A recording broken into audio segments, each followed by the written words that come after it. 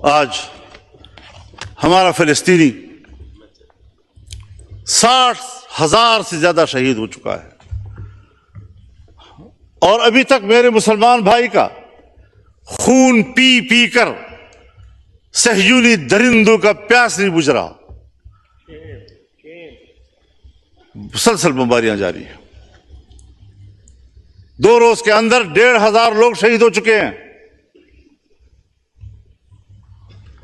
مجھے ابھی راستے میں ایک صحافی نے پوچھا، اور وہ ریکارڈ بھی کر رہا تھا، کہ جی جنرل عاصم منیر صاحب اور ٹرمپ کی ملاقات ہوئی ہے، آپ اس بارے میں کیا کہیں گے؟ میں نے کہا کہ ابھی میرے پاس تو کوئی ایسی رپورٹ نہیں ہے، انہوں نے اگر کوئی وہاں پر پریس ٹاک کی ہو میرے علم میں نہیں ہے، لیکن میں ایک سیاسی کارکن کے طور پر یہ تجزیہ کر سکتا ہوں کہ اس نے ضرور کہا ہوگا کہ انڈیا پاکستان کے درمیان جنگ نہیں ہونی چاہیے، اس نے ضرور یہ کہا ہوگا کہ ایران اور اسرائیل کے درمیان جنگ نہیں ہونی چاہیے، اور اس نے کبھی نہیں کہا ہوگا کہ اسرائیل فلسطینیوں پر بمباری بند کر دے۔ یہ 3 جملے میرے پاس ہیں کہ ادھر سے انڈیا پاکستان جنگ کی بات ہوئی ہوگی، اسرائیل اور ایران کے جنگ کی بات ہوئی ہوگی، اور کبھی بھی فلسطین کے حوالے سے ٹرمپ نے بات نہیں کی ہوگی۔ کیوں یہ امتیاز بڑھتا جا رہا ہے؟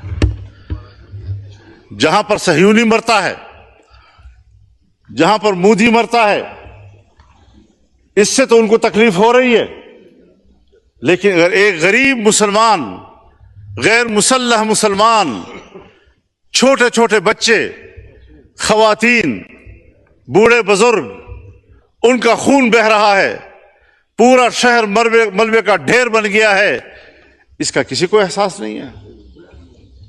مسلمان کی نظر سے نہ دیکھو، انسان کی نظر سے دیکھو۔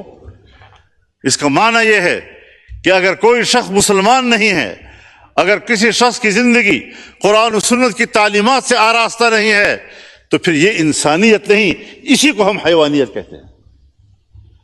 اس انسانیت پر فخر مت کرو، شرم کے مارے تمہارے سر جھک جانے چاہیے۔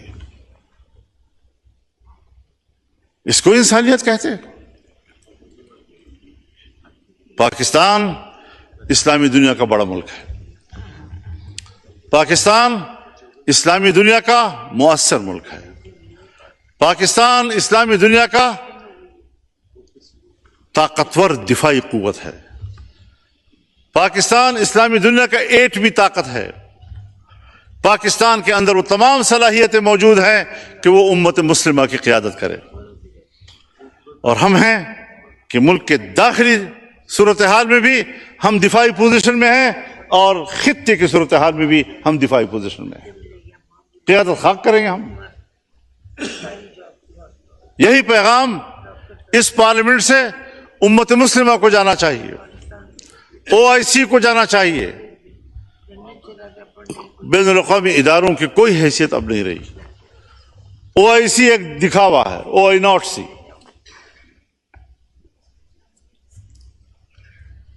سلامتی کونسل 5 بڑے ممالک، ترقی یافتہ ممالک کی منوپلی ہے، پورا اقوام متحدہ اور جنرل اسمبلی امریکہ کی لونڈی ہے۔ جب وہ چاہیں ہماری سیاست پر بھی قبضہ کر لیں، ہم سے قانون سازی کا حق بھی چھین لیں، ہم ان کے دباؤ پر قانون سازیاں کرتے رہیں، معیشت ان کی خواہشات کے تابع کریں۔ اور یہ جو بجٹ پیش کیا گیا ہے، اگر وزیر خزانہ صاحب موجود ہوتے تو میں ان کی موجودگی میں یہ کہتا کہ وزیر خزانہ صاحب، یہ بجٹ آپ نے تیار نہیں کیا، یہ IMF نے تیار کیا ہے اور آپ نے پڑھ کر سنایا ہے۔ آپ کے اندر اس وقت بجٹ بنانے کی صلاحیت بھی ختم ہو چکی ہے۔ کب ایک طاقتور ملک کی حیثیت اختیار کریں گے ہم؟